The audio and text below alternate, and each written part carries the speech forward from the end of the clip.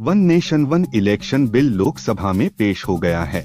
सबके मन में सवाल है कि इस बिल के लागू होने के बाद अगर किसी राज्य में सरकार गिर जाती है तो ऐसी सूरत में क्या होगा। बिल में प्रावधान है कि समय से पहले राज्य या देश की सरकार गिरती है तो उस स्थिति में मध्यावधि चुनाव कराया जाएगा, लेकिन मध्यावधि चुनाव के बाद बनी सरकार का कार्यकाल अगले चुनाव तक ही होगा। सदन में बीजेपी ने एक देश एक चुनाव बिल पेश कर दिया है, लेकिन अब सदन में बिल पेश होने के दौरान गैरहाजिर अपने सांसदों को बीजेपी नोटिस भेजने की तैयारी में है। जानकारी के अनुसार बीजेपी अपने 20 सांसदों को नोटिस भेजेगी। बताया जा रहा है कि बिल पेश होने के दौरान 20 सांसद सदन से गैरहाजिर थे।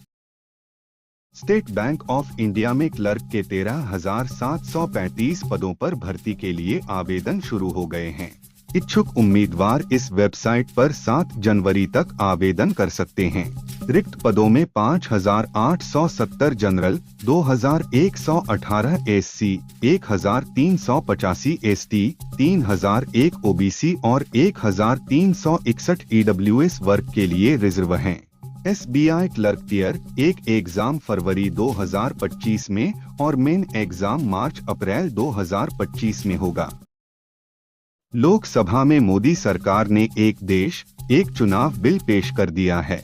केंद्रीय कानून मंत्री अर्जुन राम मेघवाल ने एक देश एक चुनाव बिल सदन के पटल पर रखा। कांग्रेस ने इस बिल का विरोध किया है। कांग्रेस सांसद मनीष तिवारी ने इस बिल को संविधान के खिलाफ बताते हुए कहा, भारत राज्यों का संघ है। ये बिल संविधान की आत्मा पर चोट और असंवैधानिक है।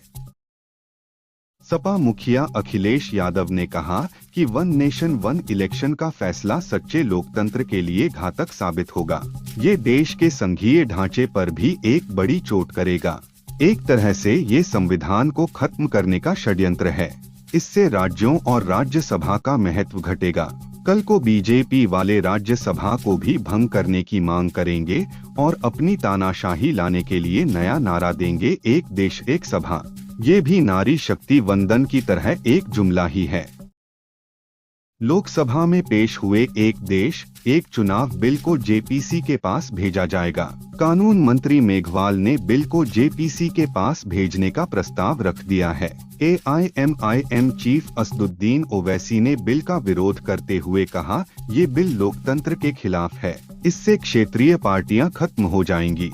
एनसीपी की सांसद सुप्रिया सुले ने कहा, ये बिल संघीय ढांचे के खिलाफ है। टीएमसी ने कहा, ये प्रस्ताव चुनाव सुधार नहीं, एक आदमी की जिद है। यूपी के सीएम योगी ने प्रियंका गांधी पर तंज कसते हुए कहा कि कल संसद में कांग्रेस की नेत्री फिलिस्तीन का बैग लेकर घूम रही थीं। हमने 6 लाख युवाओं को रोजगार की सुरक्षा की गारंटी के साथ इजराइल में नौकरी के लिए भेजा है। इजराइल के राजदूत ने कहा है कि वह और भी नौजवानों को यूपी से लेकर जाएंगे। जब वह नौजवान हर महीने 1.5 लाख रुपए भेजते हैं तो इससे यूपी की अर्थव्यवस्था को बढ़ाने में सहयोग मिलता है। दिल्ली विधानसभा चुनाव से पहले राज्यसभा में जमकर हंगामा हुआ। इस दौरान संजय सिंह ने कहा, जिस दिन सत्ता परिवर्तन होगा, एक भी आदमी बाहर नहीं रहेगा। केवल 3 घंटे के लिए ईडी और सीबीआई दे दो, सबको जेल भेज दूंगा। बीजेपी के लोग जब भ्रष्टाचार पर बोलते हैं तब लगता है कि ओसामा बिन लादेन अहिंसा के उपदेश दे रहा है। गाय काटने वाली कंपनी से चंदा लेने वाले लोग मेरे ऊपर सवाल उठाते हैं। राज्यसभा में संविधान पर चर्चा के दौरान जमकर हंगामा हुआ। राज्यसभा में आप सांसद संजय सिंह ने प्रधानमंत्री मोदी पर विवादित टिप्पणी कर दी। उन्होंने कहा, गली गली में शोर है, नरेंद्र मोदी चोर है। दरअसल संजय सिंह के भाषण के बीच में किसी बीजेपी सांसद ने कह दिया कि केजरीवाल चोर है। इस पर वह भड़क गए और पीएम मोदी को चोर कह दिया।